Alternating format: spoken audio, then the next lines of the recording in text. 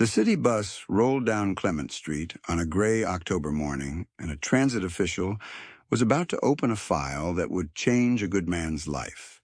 He did not know, when he pulled up that Route 9 audit report and saw the repeated no-fare boarding flags in red, that the driver who had been quietly letting a child ride for free was the same man who had been quietly keeping his son from crying alone on a cold sidewalk every morning for 31 days.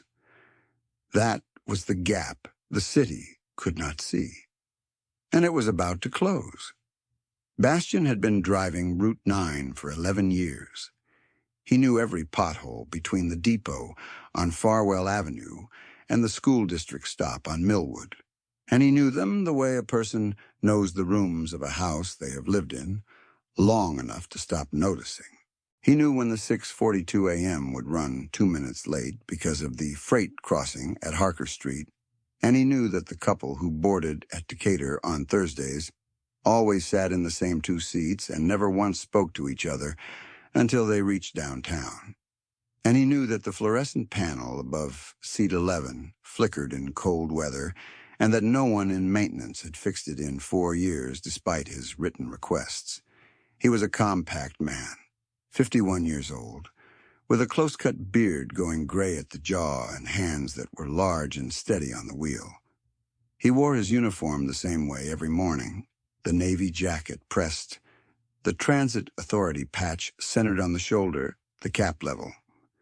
He kept a travel mug of coffee in the cup holder to his left, and a small laminated photograph of his mother, Vera, tucked into the corner of his sun visor, her face turned toward a kitchen window in the way she always turned toward light. He had lived with her since his father died 12 years before, and he paid the bills in that house on Millwood Road while she kept the garden and made the coffee and pretended she did not know how much he gave up to do it. He did not think of himself as a generous man in any formal sense. He thought of himself as someone who did what the moment required and then went back to doing his job. The first morning he saw the boy, it was the 3rd day of October. The sky was the color of old dishwater, and the temperature had dropped overnight into the high 40s. Bastian pulled the Route 9 to the Clement Street stop at 7:08 in the morning, right on schedule, and opened the doors to find one passenger waiting. A boy, 7 years old, standing alone on the concrete, in a thin school jacket that was not warm enough for the weather, dark corduroy pants, a backpack with a cartoon robot on the back, and he was crying in the way children cry when they are trying very hard not to, with their chin tucked and their jaw tight, and their whole face working against it. Bastian held the doors open. "You getting on?" he said. The boy looked up. He had a round face with his father's wide-set eyes, though Bastian had no way of knowing that yet. He nodded. "Come on, then." Bastian held out a hand to help him up the steps. "Cold morning to be standing outside." The boy reached the top step and stopped. He unzipped his jacket and checked the small front pocket of his backpack, and then looked up at Bastian with the expression of someone about to confess to something they are genuinely ashamed of. "I don't have my fare," he said. His voice was thin. "I had it yesterday, and I must have lost it. I'm sorry." Bastian looked at him. The boy was 7. He was alone. He was cold and trying not to cry, and he was apologizing to an adult for a lost bus fare. "Find a seat," Bastian said. "You're going to school?" "Yes, sir. Lindell Elementary." "That's my second stop on Millwood. Sit down." The boy walked to the 3rd row and sat by the window and looked out at the gray street as the doors closed, and Bastian pulled away from the curb and did not think much more about it. The boy needed to get to school. The doors were open. That was the whole of the decision. He had no idea the boy would be back the next morning. Marcus was at the Clement Street stop again at 7:06, 2 minutes before the bus arrived, and this time the cold was sharper, and his jacket was the same thin one, and he stood with his hands in his pockets, looking at the sidewalk. When the doors opened, he came up the steps and stopped in the same spot and said, "I still don't have it. My dad doesn't know I need it. I'm sorry." Bastian looked at him for a moment. "You tell him tonight." "Yes, sir. Sit down." Marcus sat in the third row again. He looked out the window the whole way, and when the stop at Millwood came, he said, "Thank you," before he got off. And the way he said it, careful and sincere, the way a child says something they have been taught matters, landed in a specific place in Bastian's chest that he did not examine too closely. If you are wondering whether Bastian spoke to someone about this, or left a note for the boy's parents, or tried to solve it at the administrative level, understand that by day 3 he had already considered all of that. He was not naive about his own situation. He had a clean 11-year record with the transit authority, no disciplinary flags, no written complaints, and he intended to keep it that way. He knew that allowing repeated no-fare boardings was a violation of the authority's fare policy, and he knew it could generate a formal report, and he knew what a formal report could eventually mean for his commercial driver's license. He let Marcus ride anyway. He was not reckless about it. He simply understood that a 7-year-old standing alone in 46-degree weather without fare money for a school bus was a problem that existed right in front of him, and that the rules were written for situations other than this one, and that if he had to explain himself later, he would do it and accept whatever followed. He had driven past enough things in his life he wished he had stopped for. By the end of the first week, Marcus had settled into a small routine. He arrived at the stop 2 minutes before the bus. He came up the steps and said good morning and sat in the third row and looked out the window. He did not ask questions. He did not talk to the other passengers. He was, Bastian thought, a very quiet child, carrying something heavier than a child his age should have to carry alone. It was Diane who noticed something was off, or rather it was Diane who noticed that Bastian was carrying something he was not talking about. Diane ran dispatch out of the Farwell Depot, had been doing it for 16 years, and knew Bastian the way you know a person you have trusted with small things long enough that the trust becomes automatic. She was 54, sharp-tongued and large-hearted. With reading glasses she kept on a cord around her neck and a cup of black coffee permanently attached to her right hand. She had seen 3 drivers lose their licenses in her time at the depot, and she kept a careful eye on the one she cared about. She caught Bastian in the break room on a Tuesday, in the middle of the second week, when he was filling his travel mug and thinking about the boy.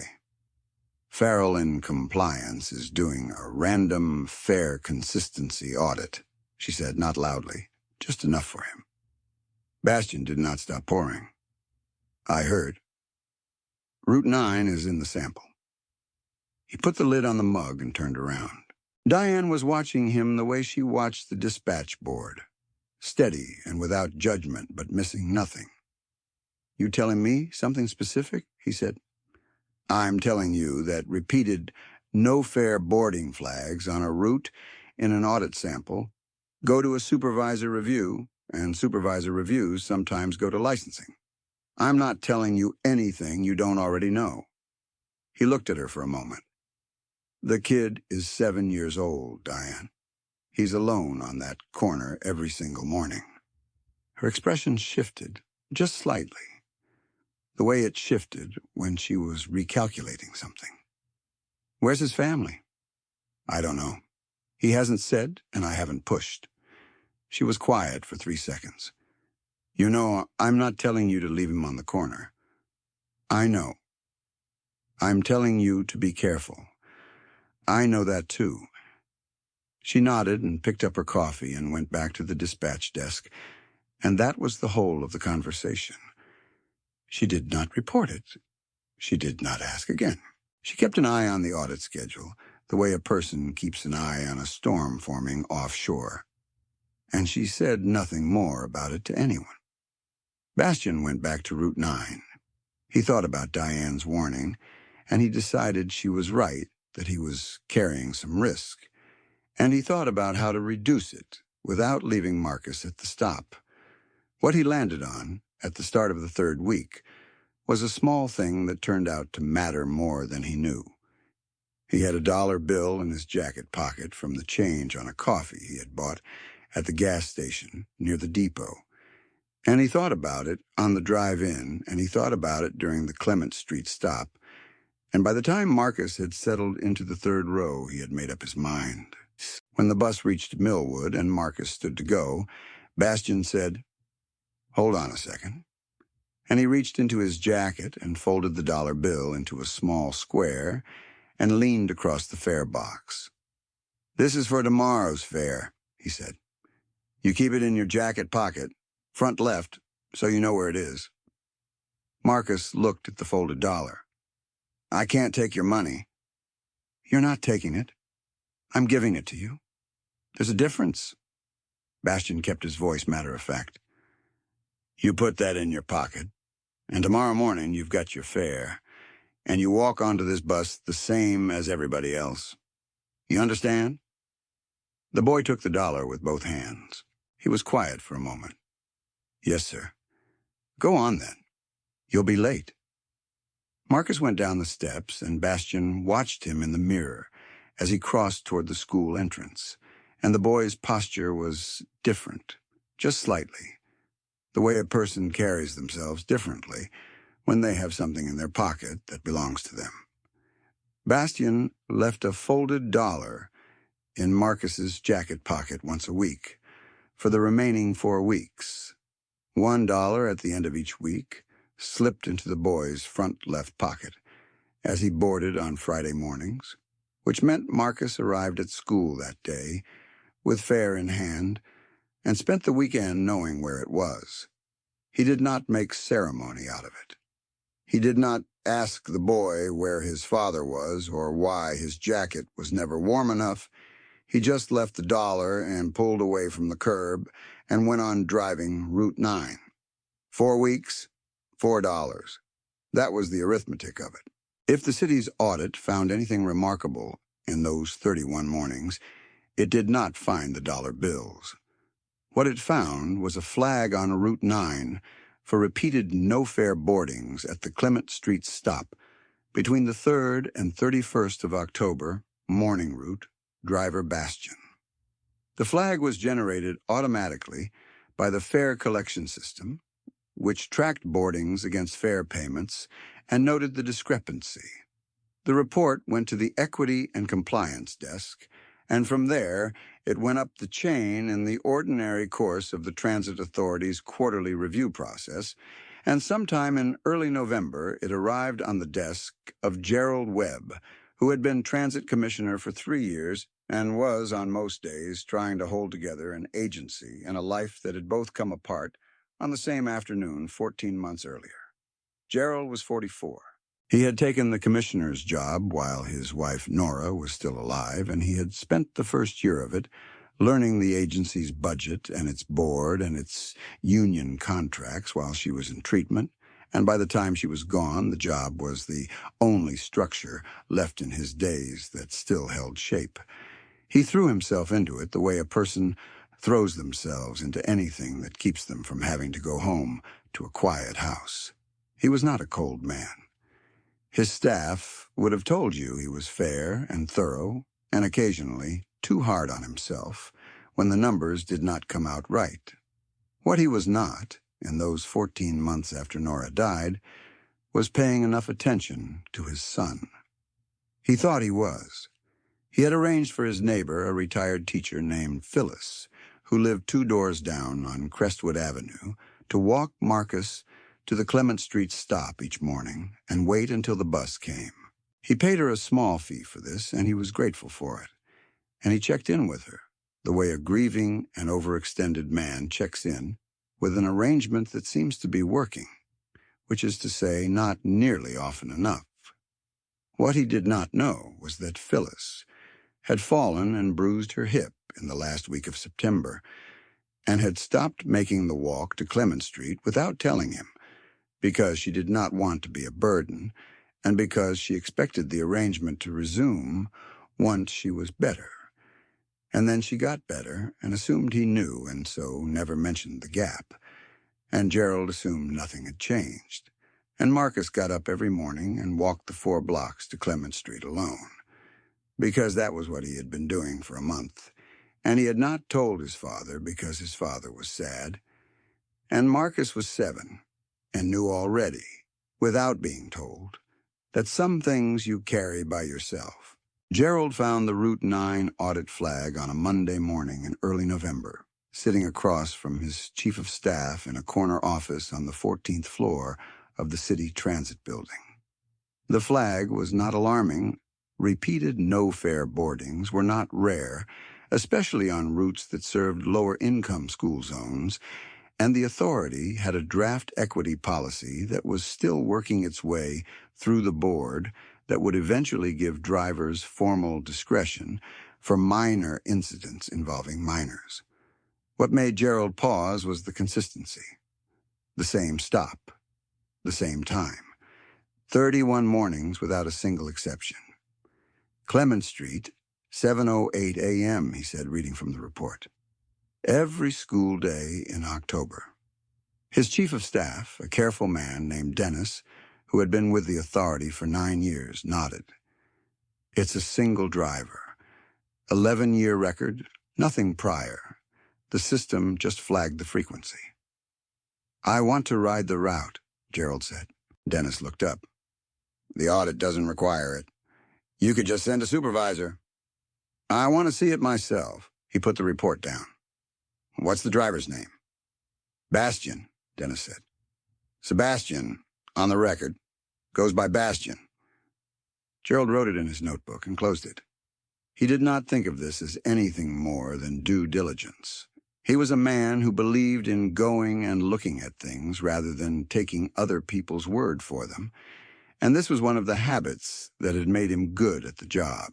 He had no way of knowing that the bus he was about to board was the same bus his son had been quietly riding to school every morning for a month. He wore a plain gray coat and took his regular city-issued transit card and boarded Route 9 at the Farwell Avenue depot stop on a Wednesday morning, 8 days after he had first read the report. He sat in the back near the window with a small notebook on his knee, and he watched. The bus ran from Farwell through Decatur and down to Clement Street, and it ran on time, and Gerald noted that the driver, a compact man in a pressed navy jacket with a cap worn level, handled the stops cleanly and spoke to boarding passengers with a brief, even courtesy. A woman with a stroller, 2 men in work boots with thermoses, an older woman who needed the front ramp, which Bastian deployed without her having to ask, and he waited without impatience while she settled. Then Clement Street. Gerald was watching the driver's face when the doors opened, and he saw the small change that came over it. A kind of readiness, the way a person's face settles into something they have done many times and mean to do again. He turned to look at the stop. A boy came up the steps, 7 years old, round face, thin school jacket, the cartoon robot backpack. He said good morning to the driver and moved to the 3rd row and sat by the window without looking around. Gerald's mind did not catch it immediately. He looked at the back of the boy's head and felt something tighten in his chest in the way things tighten when you are almost recognizing something. He told himself it was the jacket. It was Marcus's jacket. Thin, navy blue with a yellow stripe on the sleeve. Marcus had one like that. He looked at the backpack. The robot. Rust-colored on a gray background, right arm raised. He had bought that backpack on the last school shopping trip he had done with Nora 14 months ago because Marcus had pointed to it in the store and said the robot looked like it was waving, and Nora had laughed and put it in the cart. Gerald stood up. He crossed the aisle before he had consciously decided to move, and he slid into the seat behind the third row and looked around the seat back and said, very quietly, "Marcus." The boy turned. His eyes went wide, and his face did the thing a child's face does when they see a parent in a place where a parent should not be. The sudden collision of relief and guilt and something that was not quite either. "Dad," Marcus said. Gerald pressed his hand to his mouth. He sat there for a moment with his hand over his mouth, and the bus moving through morning traffic on Millwood Road, and everything in his chest rearranging itself. "How long?" he said. He kept his voice low. Marcus looked at his lap. "Since October 3rd. Gerald looked up. The driver was watching in the mirror. Their eyes met, and Bastian held the gaze for 1 second, with an expression that was not apologetic and not defiant, just steady, the face of a man who did the thing he did and was prepared to be accountable for it. Gerald got up and walked forward. He stood beside the fare box and he said, "My name is Gerald Webb. I'm the transit commissioner." Bastian kept his eyes on the road. "Yes, sir." "You've been letting my son ride this route free for a month?" 31 mornings, Bastian said. He said it with the same quiet precision a person uses when they are telling the truth, and they want the truth to be exact. Gerald was quiet for a moment. The bus slowed for the Millwood light. "He's been doing this alone," Gerald said. It was not a question. "As far as I can tell, yes, sir." The light changed. Bastian pulled through the intersection. "I thought his neighbor was walking him to the stop." Gerald said it to the windshield more than to Bastian. "I didn't know Phyllis wasn't making the walk anymore." "He never said anything." "He's a very quiet kid," Bastian said. "He said good morning every day, and he sat in the third row, and he looked out the window. He didn't complain." Gerald turned his head. Marcus was still in the third row, watching both of them with the careful attention of a child who understands that something important is happening. "I found something in his jacket pocket once," Gerald said slowly. "A folded dollar bill. He wouldn't tell me where it came from." Bastian was quiet for 2 seconds. "I gave him fair money, once a week. I didn't want him to feel like he was taking something." Gerald looked at Bastian's profile. The pressed jacket, the level cap, the large, steady hands on the wheel. A man who had, for 31 mornings, made sure his son got to school safely, and had done it with enough care to think about the boy's dignity, and not just his bus fare. The Millwood school stop was coming up. Bastian pulled to the curb and opened the doors. Marcus came up the aisle with his backpack on. He stopped next to his father and looked up at Bastian. "Thank you," he said. The same careful, sincere way he had said it from the first morning. "You did good," Bastian said. "Go on?"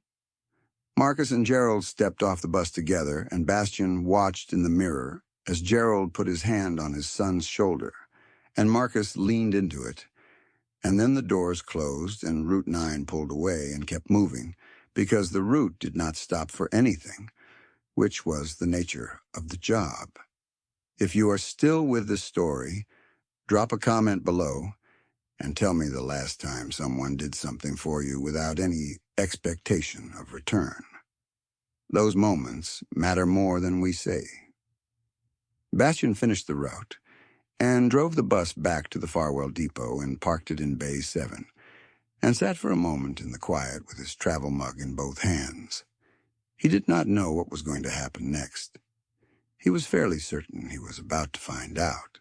Diane was at the dispatch desk when he came in, and she read his face in under 3 seconds. "What happened?" she said. "The boy on Clement Street." He set his mug on the break room counter. "His father was on the bus this morning." Diane's reading glasses came down from her forehead to her nose in the unconscious way they did when she was paying very close attention. What kind of father? Gerald Webb. He watched her process the name. The Transit Commissioner. Diane set her coffee cup down. He rode the route incognito, Bastian said. He was running an audit review. He found Marcus in the third row and figured out the rest. And he got off at Millwood with his son. Bastian pulled out a chair and sat down. He knows everything. 31 mornings, the dollar bills, all of it. Diane was quiet for a moment. Then she said, "Did he threaten your license?" "No," Bastian said. "He didn't say much of anything, honestly. He was too busy looking at his son." She nodded slowly, the way she nodded when she was recalibrating a situation she had already decided was likely to go one way. 3 days passed. Bastian drove Route 9 and said nothing about any of it to anyone at the depot, except Diane, who said nothing to anyone at all. On the 4th day, which was a Friday, the depot supervisor, a man named Carter who had managed the Farwell location for 7 years, came to Bastian's bay before the morning run and said, "You're wanted in the conference room. Bring your jacket. The commissioner's here." The conference room at Farwell was a narrow space with a long table and a window that looked out onto the parking lot. When Bastian walked in, Gerald Webb was already there, standing at the head of the table in a dark coat, and beside him was Dennis, the chief of staff, and Carter, and 4 other drivers who had been pulled in from the break room. Diane was in the back corner with her coffee and her reading glasses, and an expression that gave nothing away. Gerald did not open with pleasantries. "I want to tell you all what I found on Route 9 3 days ago," he said, and he told it. He told it straight, the way a man tells something when he is not performing it for effect, but because the truth of it needs to be said out loud in a room. He told them about the audit flag. He told them about riding the route and finding his son in the third row. He told them about Bastian letting a 7-year-old boy ride to school every morning for a month without a fare and leaving a dollar bill in his pocket once a week so the child would not feel the weight of the charity. The room was quiet. "This driver has an 11-year record with the authority," Gerald said. "No disciplinary flags, no written complaints, not one. He accepted personal risk to his license to make sure a child got to school safely. He did it quietly, and he did it every single day." He paused. "Any disciplinary flag generated by the October Fair audit on Route 9 will be cleared from the record as of today, formally and completely." He looked at Bastian. "I'd also like to offer you the open route supervisor position at Farwell. It's been posted for 2 months. The salary difference is $18,000 a year.